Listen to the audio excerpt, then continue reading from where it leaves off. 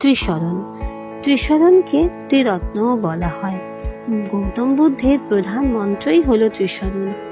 এই মন্ত্রটিকে 3টি অংশে বিভক্ত করা হয়েছে। প্রথম, বুদ্ধাং শরণাং গচ্ছামি, অর্থাৎ আমি বুদ্ধের শরণ গ্রহণ করছি। দ্বিতীয়, ধর্মাং শরণাং গচ্ছামি, অর্থাৎ আমি ধর্মের শরণ গ্রহণ করছি। তৃতীয়, সঙ্ঘম শরণাং গচ্ছামি, অর্থাৎ আমি সঙ্ঘের শরণ গ্রহণ করছি। এই মন্ত্রটি বৌদ্ধ ধর্মের মূল ভিত্তি হিসাবেও বিবেচিত হয়। বৌদ্ধ ধর্ম অনুসারীরা এটি সবসময় উচ্চারণ করে থাকেন। গৌতম বুদ্ধের জন্ম হয় বর্তমান নেপালে লুম্বিনী নামক একটি স্থানে। এটি ভারতের নেপালের সীমান্তের কাছাকাছি অবস্থিত। গৌতম বুদ্ধের আসল নাম সিদ্ধার্থ গৌতম। তিনি শাক্যমুনি বুদ্ধ নামেও পরিচিত। শাক্য